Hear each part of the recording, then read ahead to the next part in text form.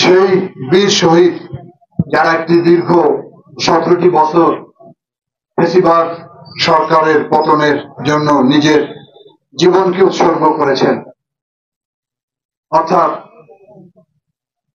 শত শত নয় হাজার হাজার ছাত্র কৃষক জনতার আত্মহতির মধ্য দিয়ে একটি মুক্ত বাংলাদেশ আমরা পেয়েছি। যারাই বাংলাদেশ সৃষ্টির জন্য জীবন উৎসর্গ করেছেন, সেই আবু সাইদ, ওয়াসিম, মুগ্ধ সহ নাম জানা অজানা অনেক সন্তান যারা আমাদের কাছ থেকে হারিয়ে গেছে। সর্বোপরি সেই আন্দোলনে শিশু কিশোররা আত্মহতি দিয়েছে। পৃথিবীর ইতিহাসে আমরা এটা দেখতে পাইনি।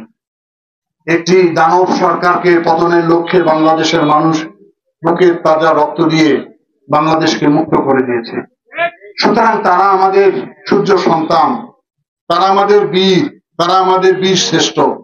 তাদেরকে স্মরণ করা, তাদের অবদানকে উঁচু স্থানে অধিষ্ঠিত করা, এটা আমরা যারা বেঁচে আছি তাদের আমাদের দায়িত্ব। কিন্তু দুর্ভাগ্য, প্রায় 1 বছর অতিবাহিত হয়ে গেল, একটি হত্যাকাণ্ডের বিচার এখন পর্যন্ত সম্পন্ন হয়নি। অতি অল্প সময়ের ভিতরে বিশেষ ট্রাইব্যুনাল গঠন করে বিচার করা সম্ভব হতো। জানি না সরকারের কি গড়িমসি।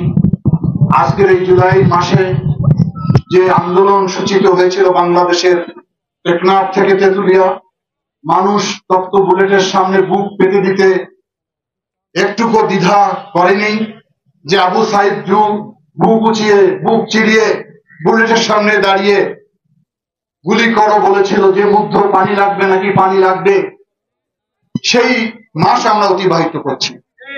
আমাদের কষ্ট লাগে যারা এই হত্যাকাণ্ডের সঙ্গে জড়িত। সেই ফ্যাসিবাদী সরকার গত কয়েকদিন আগে নতুন করে মাথা চাড়া দেওয়ার চেষ্টা করেছে গোপালগঞ্জে। সরকার কি জানে না? সরকারের কি গোয়েন্দা ছিল না? এখনো কিভাবে তারা সংগঠিত হলো?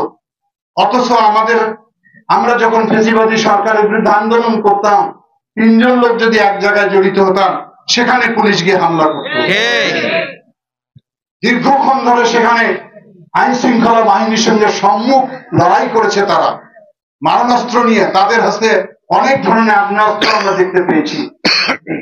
তাহলে এখান থেকে বোঝা যায় যে সরকারের কোন অংশ বাংলাদেশের আইন শৃঙ্খলার অবনতি ঘটানোর সঙ্গে জড়িত আছে কিনা।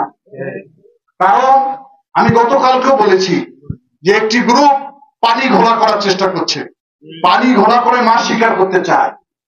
আমরা বলেছি এই গণতান্ত্রিক বাংলাদেশের মানুষ ঘোলা পানি পরিষ্কার করতে বেশি সময় লাগবে না।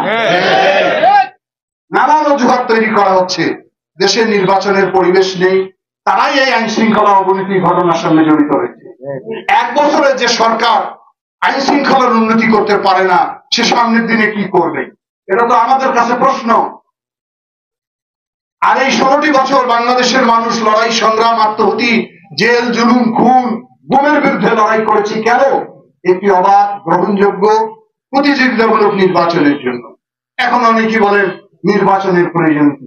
তাহলে নির্বাচনের যদি প্রয়োজন না থাকে, হাসিনাই তো ঠিক ছিল। উনি তো বিনা নির্বাচনে ক্ষমতায় ছিল। তফাৎটা থাকে কি? রাষ্ট্র চলবে রাজনৈতিক নেতাদের নেতৃত্বে। রাষ্ট্র যে রাজনৈতিক নেতাদের দ্বারা না চলে, দেশ যে ভালো চলতে পারে না, সেটা তো 1 বছরে প্রমাণিত হয়েছে।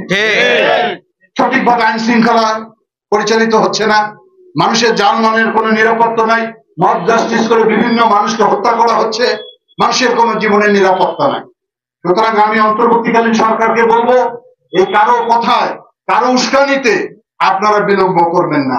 নির্বাচন দেন, জনগণ ম্যান্ডেট যাকে দিবে সে পরিচালনা করবে। তাদের একটা জবাবদিহিতা থাকবে।